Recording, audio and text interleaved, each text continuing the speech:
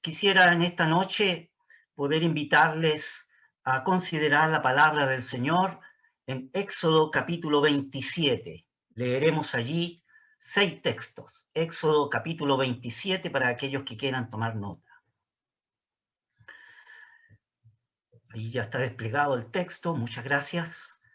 La palabra del Señor dice así: harás también altar de madera de sitim. Esta madera de sitim es una madera de acacia.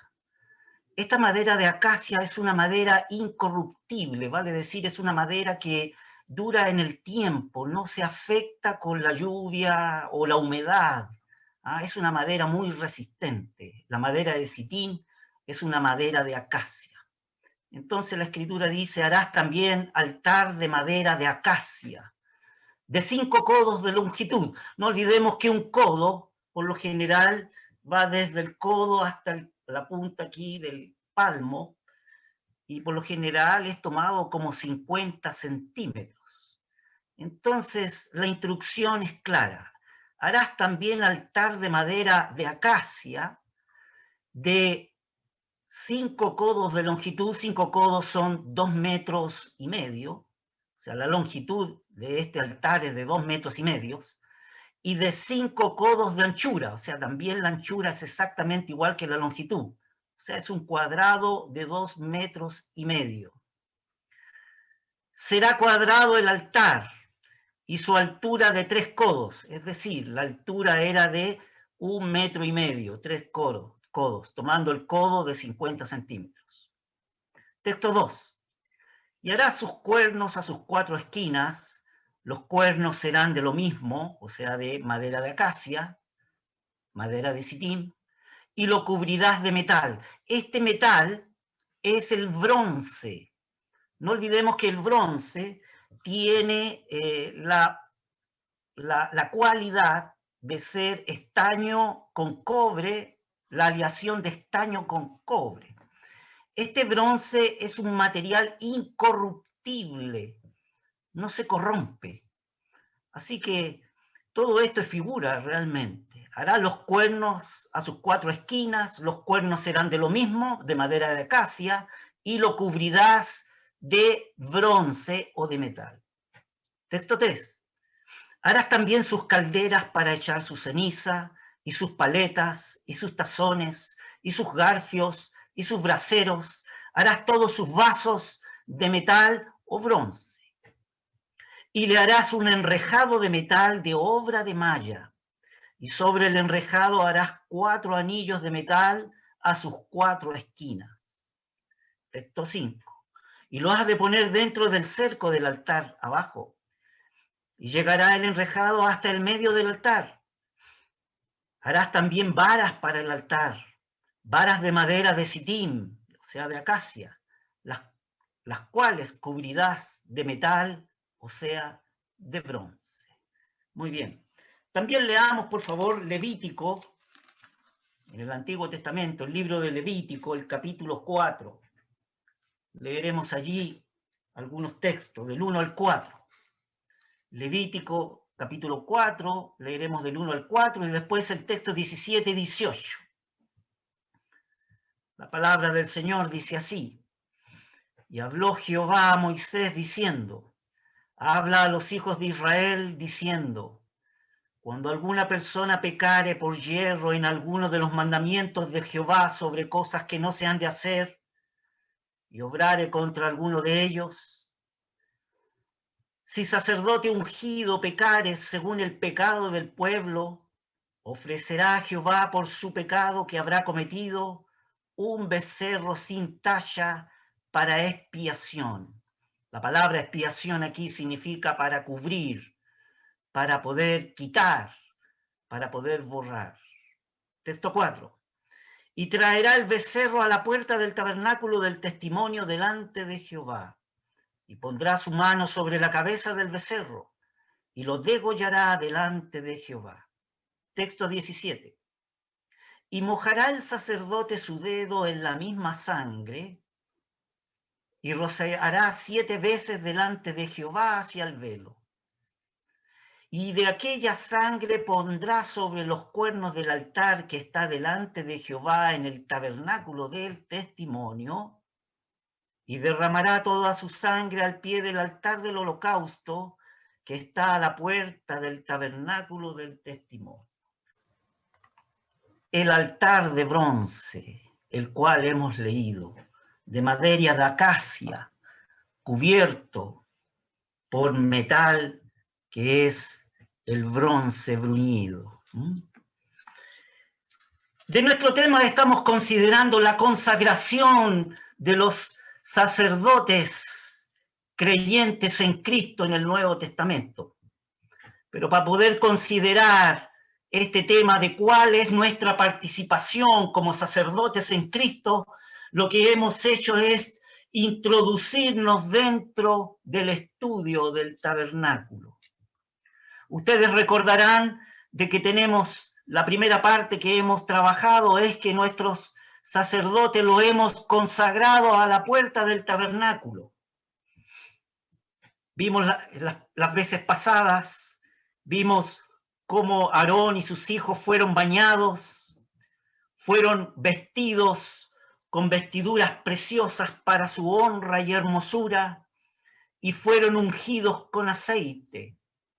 Luego fueron consagrados con sangre, donde la sangre fue puesta en el lóbulo de la oreja derecha, en la mano derecha y en el dedo del pie derecho.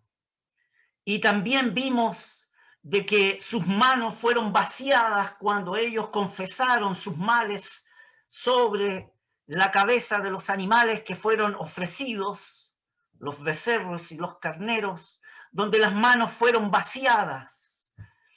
También las manos fueron llenadas o rociadas con sangre, que fueron consagradas, para luego las manos ser llenadas con todos los interiores de los animales y poder ellos ofrecer una ofrenda mecida delante de Jehová, donde Dios apreciaba no lo que eran ellos en sí mismos, sino lo que tenían en sus manos.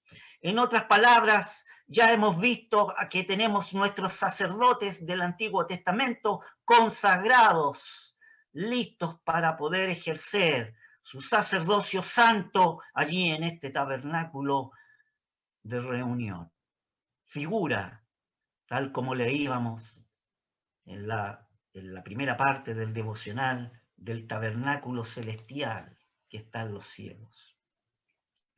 Entonces nuestro primer enfoque ya está terminado. Tenemos nuestros sacerdotes consagrados.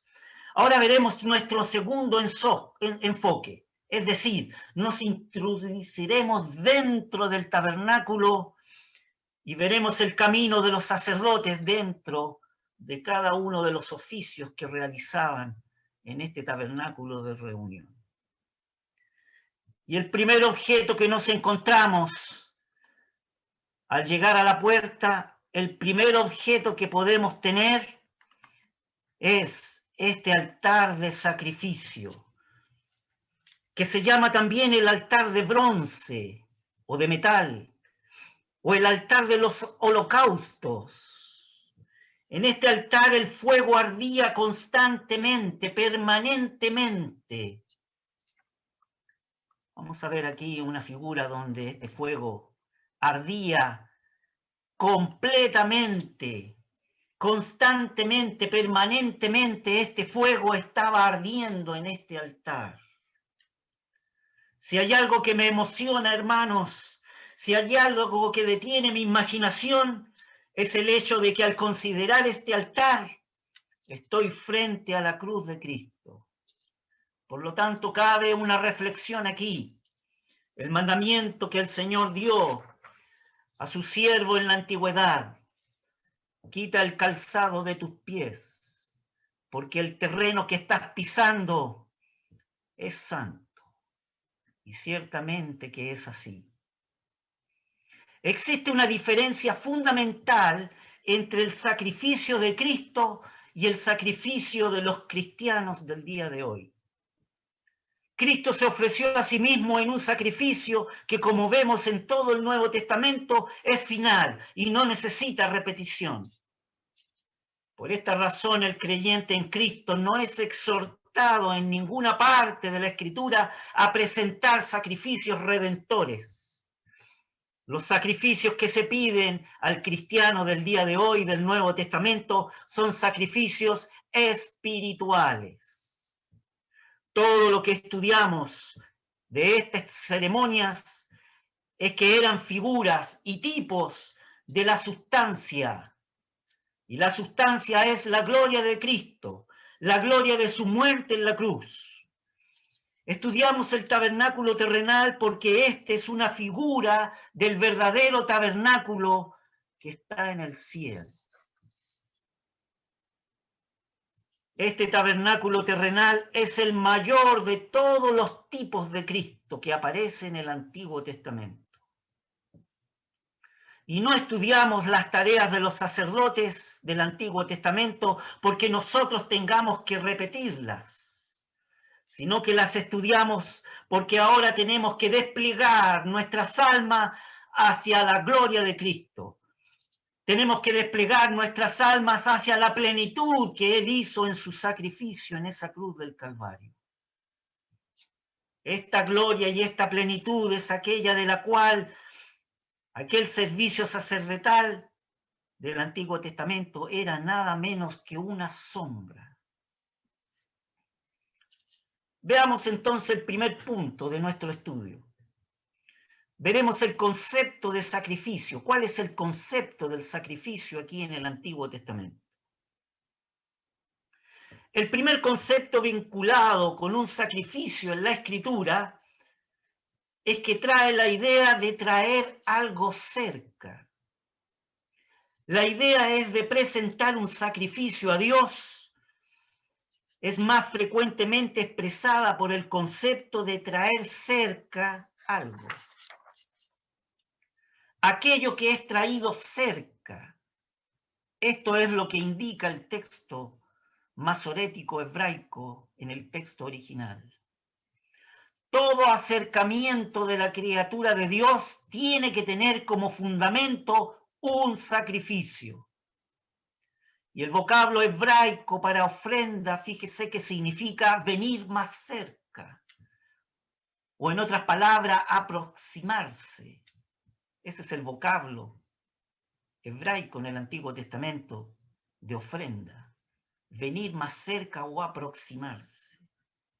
Aunque el uso de este vocablo en nuestro lenguaje en español significa desprenderse de algo, ofrenda, en el sentido doctrinal bíblico significa otra cosa. Significa ofrecer a Dios una víctima inocente. En medio de otros significados del concepto de sacrificio, hay que subrayar este que es fundamental. El sacrificio es el medio para poder acercarse a Dios.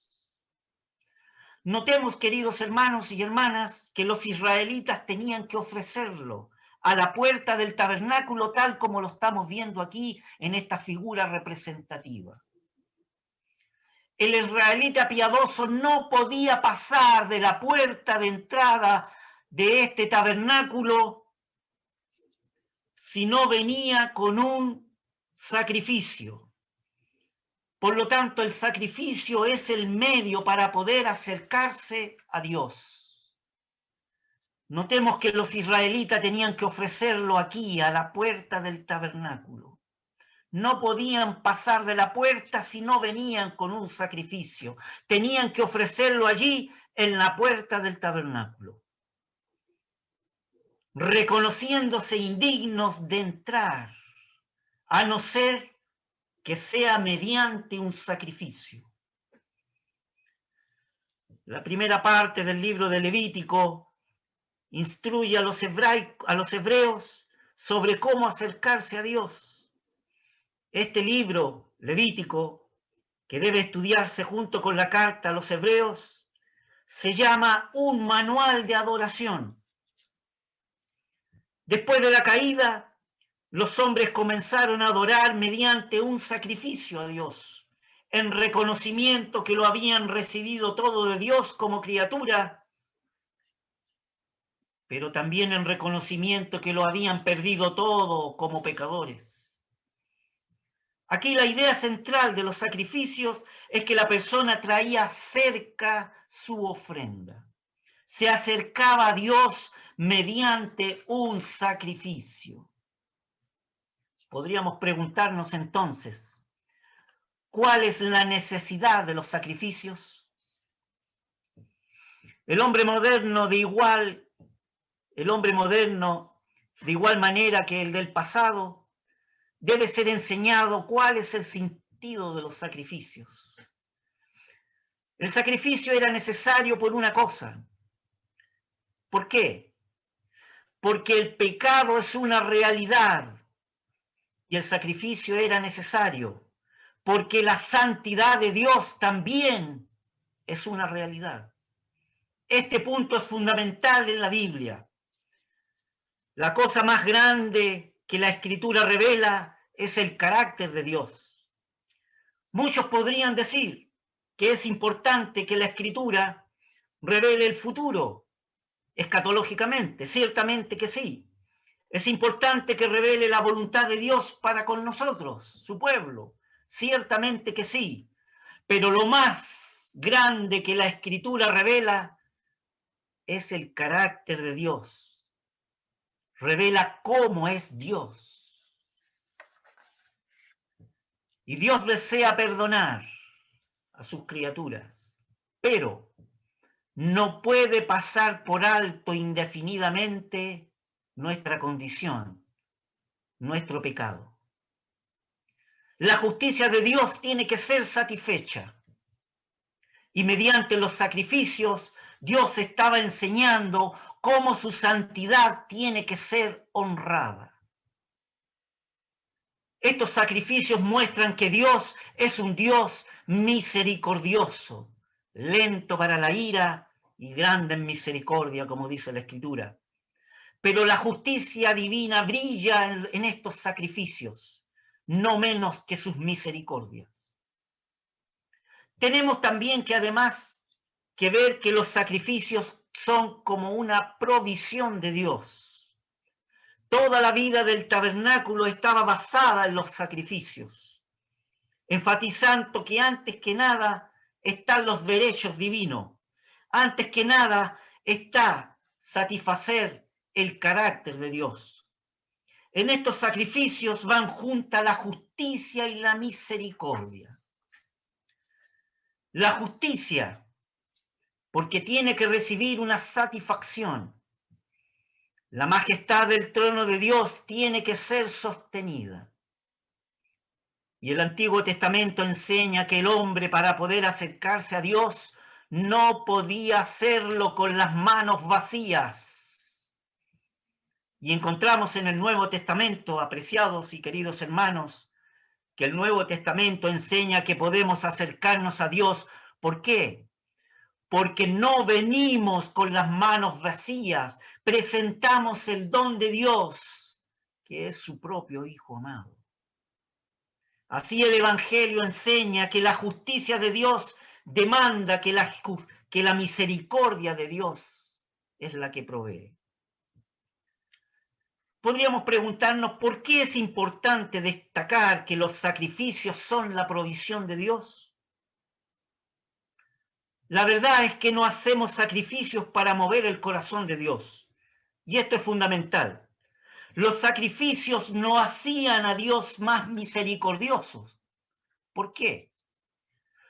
Porque Dios es un Dios de misericordia. Él provee el sacrificio.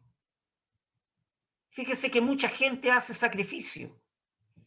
Es más, mucha gente incluso hace promesas que Dios no ha demandado. Las hacen porque pretenden de esta manera ganar el favor de Dios. Las hacen, estas promesas, porque pretenden merecer el favor de Dios y congraciarse con Dios. Y hay más todavía. Muchos piensan que Dios ama tan solo a los buenos. Incluso hay algunos que dicen que Dios ama tan solo a los cristianos. Pero, ¿qué nos enseña la Escritura? Que la gracia de Dios enseña otra cosa. La Escritura enseña que Dios ama a los pecadores. ¿Por qué Dios no ama a los buenos? Porque ninguno hay bueno, solo Dios. Podríamos preguntarnos también entonces, ¿qué finalidad? ¿Cuál era el objetivo que tenían estos sacrificios? Existen dos grandes finalidades. Primera, que el hombre pudiera acercarse a Dios, a un Dios santo.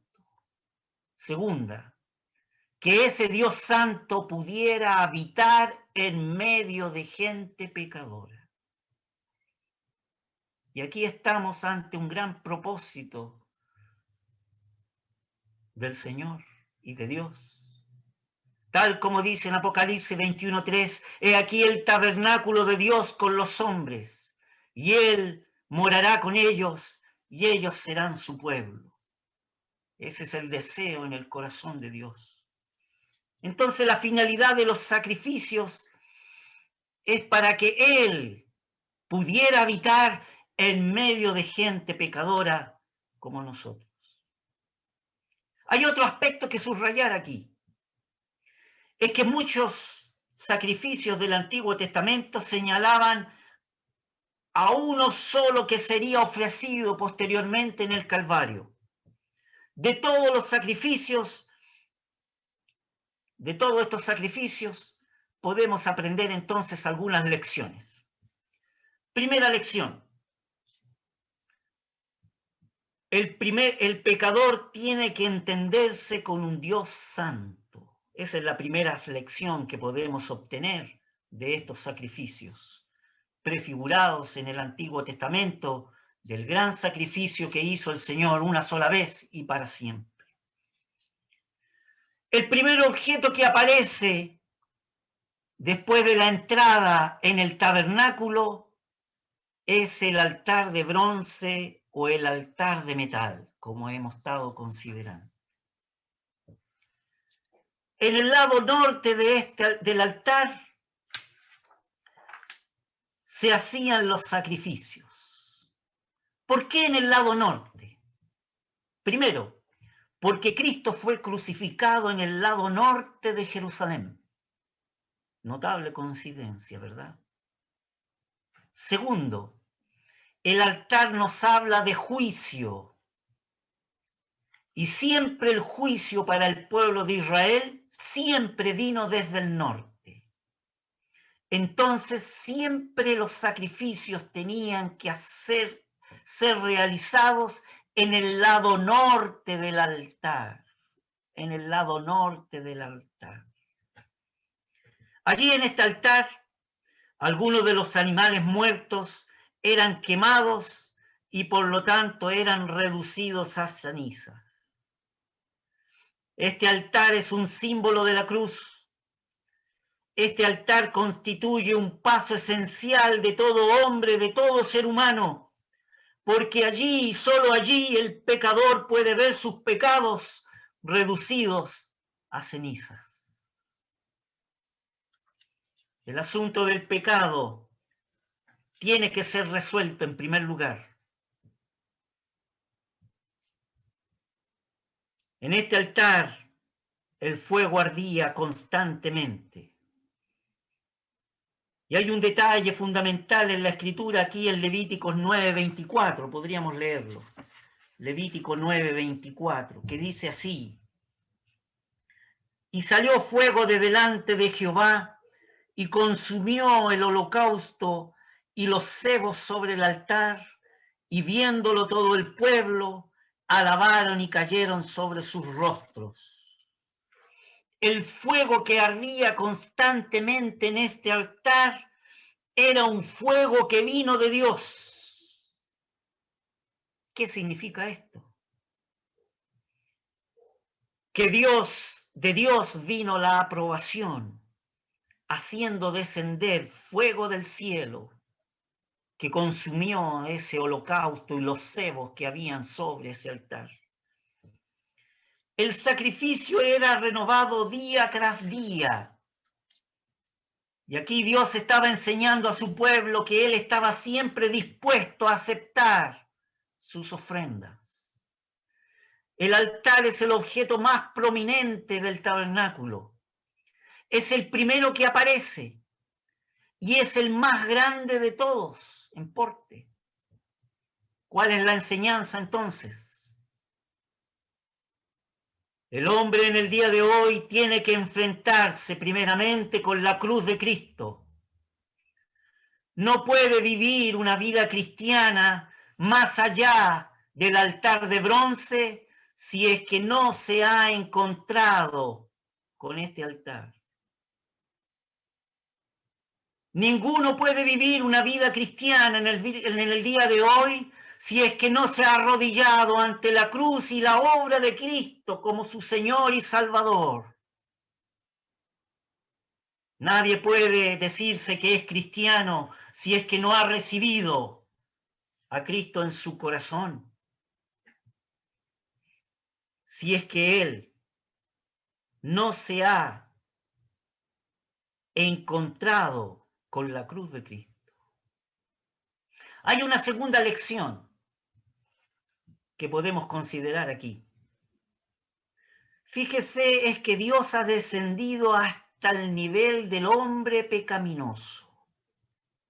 ¿Por qué? Fíjese que observe el dibujo, la figura. El altar estaba colocado directamente sobre la arena, sobre el suelo, directamente. No había escalones, no había gradas para subir y llegar al altar. No había escalones, no había escaleras para llegar al altar de bronce. El altar de bronce o de metal yacía sobre el suelo. ¿Por qué? Porque daba oportunidad a todos. Este altar estaba al alcance de todos. No había escalones para llegar a él. ¿Cuál es la importancia? ¿Cuál es la enseñanza al considerar este punto? No hay la posibilidad de acercarnos a Dios progresivamente por nuestros méritos personales. No hay escalas, no hay escaleras, no hay peldaños que subir, no hay etapas que quemar para poder llegar a la cruz de Cristo. Está al mismo nivel del hombre pecaminoso. Está al alcance de todos. Y es así en el día de hoy. Aún aquella cruz está vigente, aún la obra del Señor Jesús en esa cruz de ignominia está al alcance para todo aquel que en él creyese, dice la Escritura, para que no se pierda, sino que tenga vida eterna. Los escritores inspirados del Nuevo Testamento subrayan que en Cristo están cumplidos los sacrificios de este Antiguo Testamento. Doy algunas citas donde está este fundamento escritural de que todos los sacrificios del Antiguo Testamento se están cumplidos en Cristo.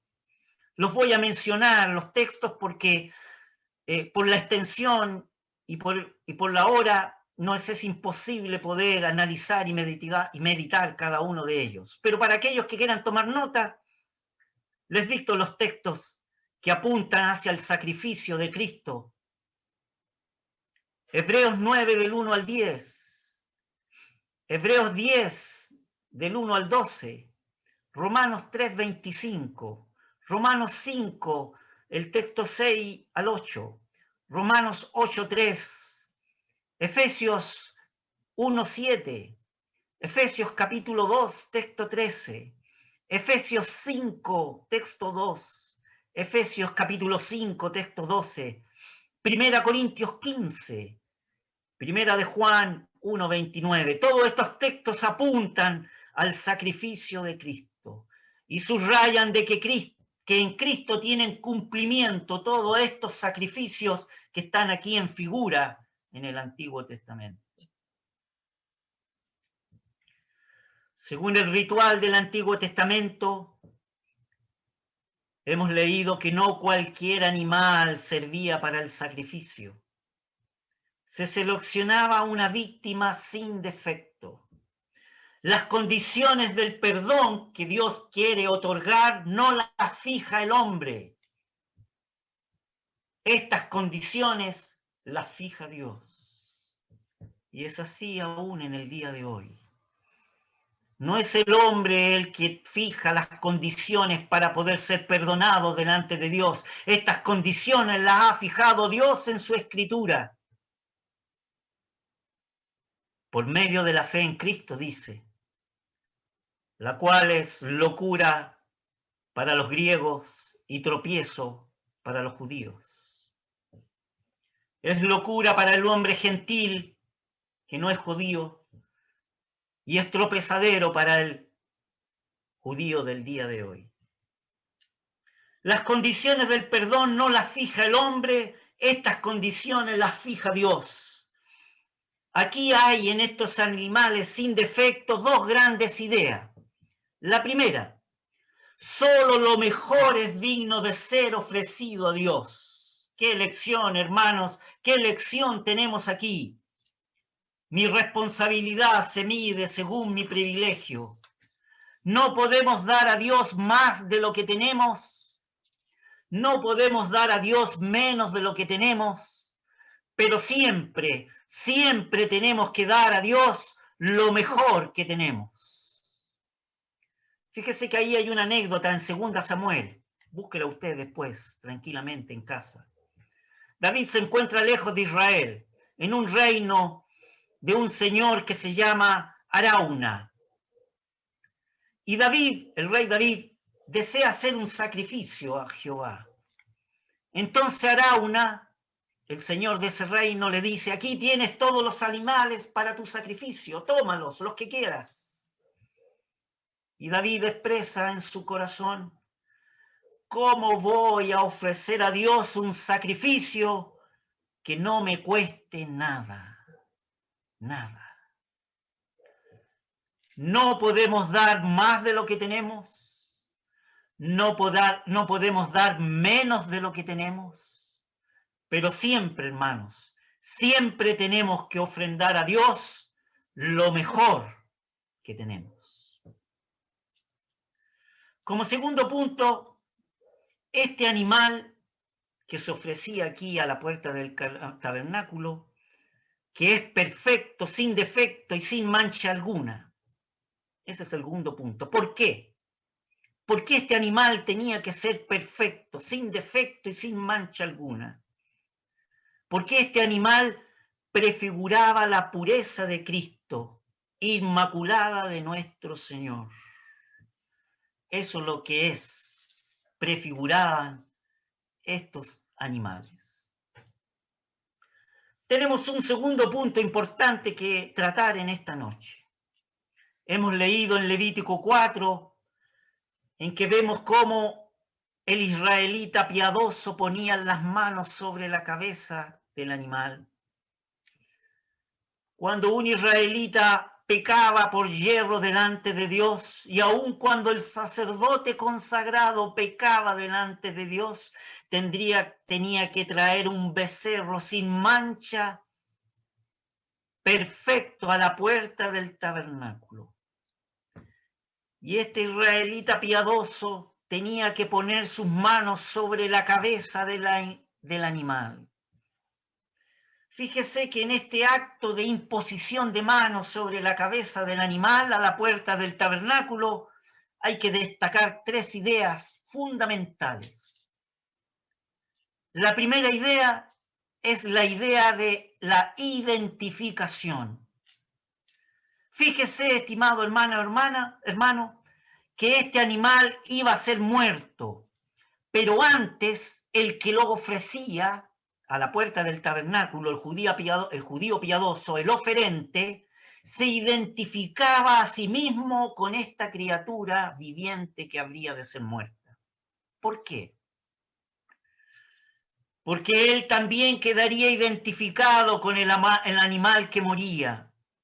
El oferente, el judío piadoso, estaba reconociendo de que él debía morir por causa de los pecados que había ocasionado delante de Dios. Estaba relacionado que él debía morir y que este animal ahora ocupaba su lugar. Lo que es importante es que la imposición de manos en la cabeza de la víctima y con la simultánea confesión de sus pecados, el oferente hacía que el animal sacrificial venía a ser uno con él.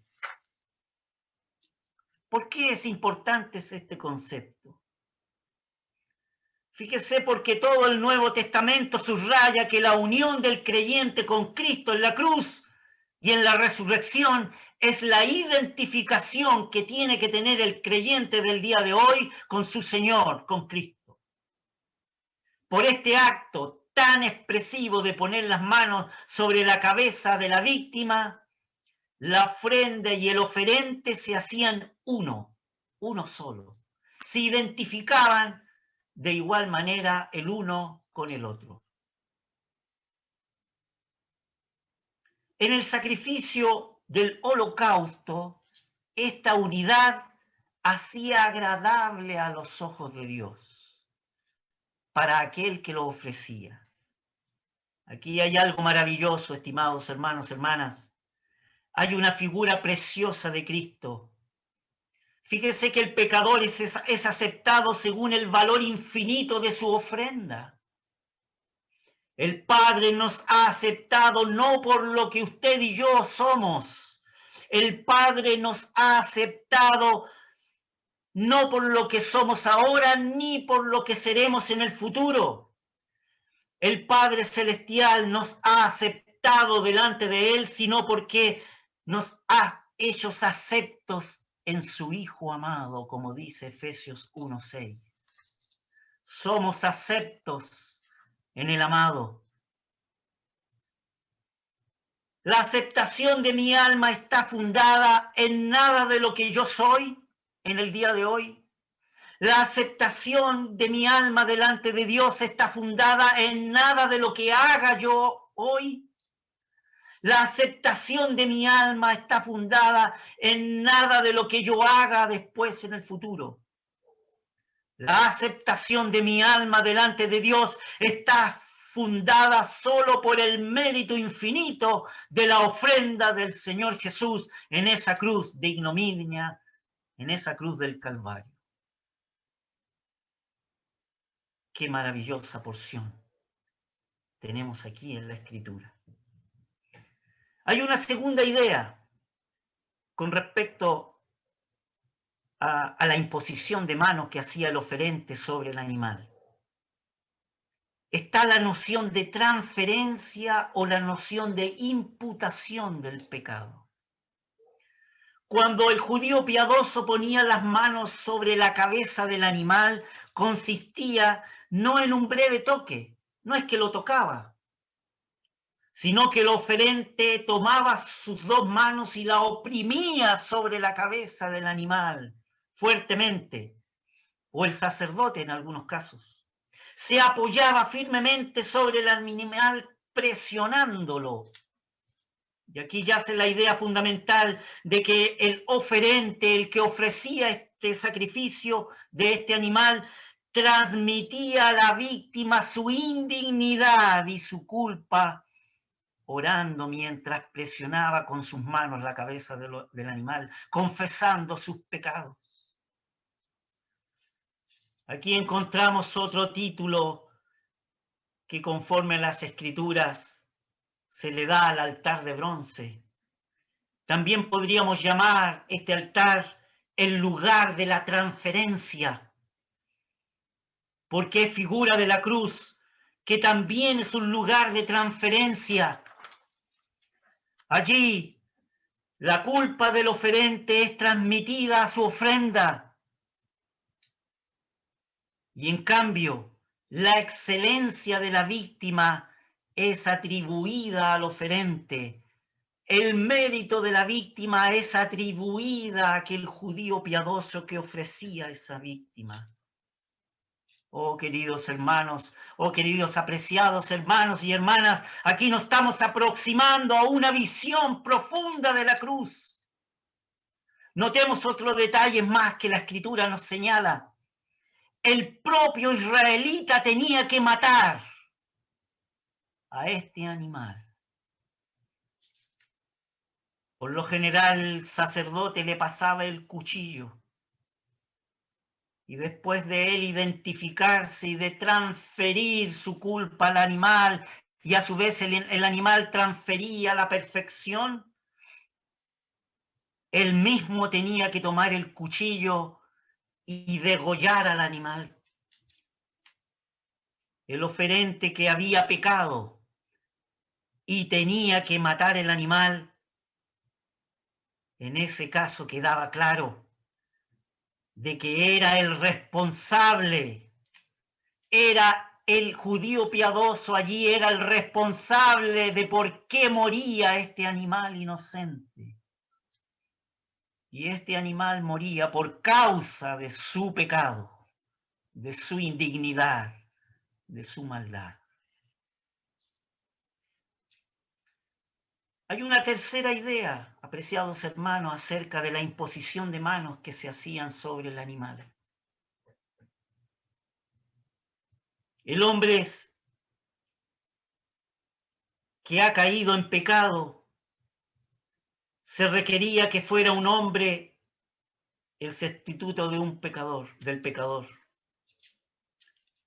El Nuevo Testamento enseña claramente que era necesario que viniera uno con mayúscula, uno que estuviera libre de pecado, que hiciera el sacrificio de expiación para quitar mi culpa y nuestra culpa, y que fuera ese sacrificio aceptable a Dios. Tenía que venir uno con mayúscula, que tuviera la capacidad para morir, y este es Jesucristo, nuestro amado Salvador y Señor de nuestras vidas. Amén. Él no tuvo una naturaleza mortal, tuvo una naturaleza semejante con excepción al pecado. Tomó una naturaleza con capacidad para morir. Fíjense que en el Evangelio de Juan capítulo 12, venían unos griegos emocionados de haber oído de que el Señor Jesús estaba allí. Y los griegos, con toda su filosofía, ¿verdad? Y con toda su cultura helenística y todos sus valores, venían entusiasmados para poder escuchar y querer ver al Señor Jesús. Y piden a los apóstoles poder ver al Señor Jesús. Pero el Señor no los recibe. No los recibe el Señor, pero les manda un poema precioso, una figura preciosa de la Escritura. Dice: si el grano de trigo no cae en la tierra para morir, él solo queda. Mas si muriere, mucho fruto lleva. Y cuando los griegos oyeron esta palabra, se gozaron tremendamente y se fueron gozosos a sus lugares de residencia. Si el grano de trigo no cae en tierra para morir, solo queda. Eso significa de que el Señor Jesús tomó una naturaleza mortal, semejante a la naturaleza del ser humano, pero sin pecado, con capacidad para morir. Porque la paga del pecado es muerte, y el Señor era sin pecado. Mas si muriere, mucho fruto lleva. Y él fue a la cruz, obediente hasta la muerte, muerte de cruz, dice la Escritura. Se ofreció a sí mismo. Tenía poder para dar su vida y tenía poder para volverla a tomar. Si el grano de trigo no cae en tierra para morir, él solo queda. Mas si muriere, mucho fruto lleva. Y en el día de hoy, su pueblo Nosotros somos la aflicción del fruto de su alma. Nosotros somos la aflicción de aquel día del Calvario, en el cual murió y derramó su sangre, para que todo aquel que en él creyese no se pierda. Y resucitó al tercer día para nuestra justificación. Para nuestra justificación. La exposición del Evangelio que omita este fundamento que nos enseña que la reconciliación con Dios se basa en la muerte de su Hijo no es escritural y no es evangelística. Fíjese que Juan Calvino una vez dijo, y cito, y lo dijo en respuesta al cardenal Sadoleto, un cardenal de la iglesia romana de aquella época de Juan Calvino. Dijo que el hombre, una vez que es traído en convicción de pecado, el único, hacia Dios, el único lugar que encuentra la misericordia de Dios es la manifestación de Cristo. Mediante el sacrificio del Señor Jesús, pacificó la ira de Dios. Mediante su sangre ha limpiado nuestras manchas. Mediante la cruz ha llevado la maldición. Mediante su muerte ha hecho satisfacción por nosotros. El hombre se reconcilia con Dios mediante ningún mérito propio de su parte, mediante ningún valor de sus obras. Solo puede reconciliarse mediante la obra de Cristo en la cruz. Así como está descrito en 2 Corintios 5:21, como uno que no conoció pecado, pero Dios lo hizo pecado por nosotros. Esta es una de las declaraciones más profundas del Nuevo Testamento, amados hermanos. Este ministerio es el más grande de la Escritura. El ser más sublime fue hecho pecado. El ser que bajó de sus glorias magníficas y se humilló encarnándose, haciendo Dios hecho hombre, en esa unión hipostática, como dirían los teólogos. El ser más sublime fue hecho pecado.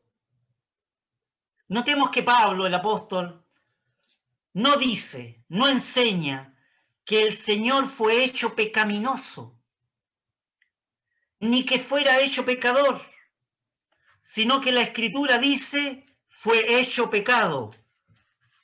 Aquí los exégetas, aquellos que estudian el texto original, tanto el texto hebraico masorético en el Antiguo Testamento como el texto del griego koiné del Nuevo Testamento, subrayan de que este vocablo es un sustantivo y no es un verbo. Fue hecho pecado, no pecador. A él le fue imputado el pecado. Y siempre hay que distinguir que la imputación transmite la culpabilidad, pero no transmite la contaminación.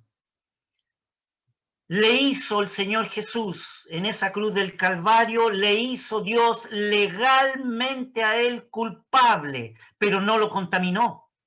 Cristo es santo, incorruptiblemente santo, así como dice en 2 de Pedro 2:14, llevó nuestros pecados sobre el madero, no al madero, sino sobre el madero, sobre el madero. Hay una en tercer lugar, acerca de estos sacrificios que se hacían aquí a la puerta del tabernáculo de reunión. Tenemos que distinguir dos tipos de sacrificio. El sacrificio por el pecado, por un lado, como primera parte, y tenemos que distinguir cuál era el sacrificio de holocausto, que no es un sacrificio por el pecado, sino que ese es un sacrificio de olor grato a Jehová, como una ofrenda grata a Dios. Distingamos rápidamente entonces la diferencia de estos dos sacrificios. Primero, el sacrificio por el pecado, como hemos leído en Levítico capítulo 4. Y es más, podríamos leer Levítico capítulo 4, el texto 12, que dice, en fin, todo el becerro, que es para el sacrificio por el pecado, sacará fuera del campo o será sacado fuera del campo, fuera del real, a un lugar limpio donde se echan las cenizas y lo quemará al fuego sobre la leña en donde se echan las cenizas será quemado. Es decir, cuando el judío piadoso traía una ofrenda de sacrificio por el pecado que él había hecho, el animal era muerto en la puerta del tabernáculo, pero este animal era tomado y no era quemado en el altar, sino que era llevado a un lugar fuera del real, al lugar de las cenizas. Y en ese lugar de las cenizas era quemado completamente, totalmente. Aquí el vocablo quemar, en el Antiguo Testamento, en el texto masorético hebraico, se entiende como un fuego devorador. Y esto trae la idea de juicio por causa del pecado. Las víctimas eran traídas a la puerta del tabernáculo y no eran quemadas sobre este altar de bronce, sino que eran quemadas fuera del real. ¿Por qué? Podríamos preguntarnos. Porque esta víctima moría maldita por Dios. Esta víctima era execrada del pueblo, moría afuera. Esta es la ignominia que sufrió Cristo. Cristo fue hecho maldición por nosotros, como dice Gálatas 3:13. Eso representa el holocausto por el pecado.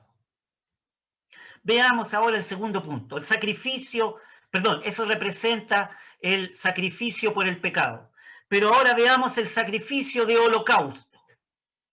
Este animal sí era quemado completamente en el altar de bronce o en el altar de metal. Aquí tenemos la idea en Levítico capítulo 1, leámoslos. Capítulo 1, el texto 9, que dice, y lavará con agua sus intestinos y sus piernas, y el sacerdote hará arder todo sobre el altar. Holocausto es ofrenda encendida de olor suave a Jehová.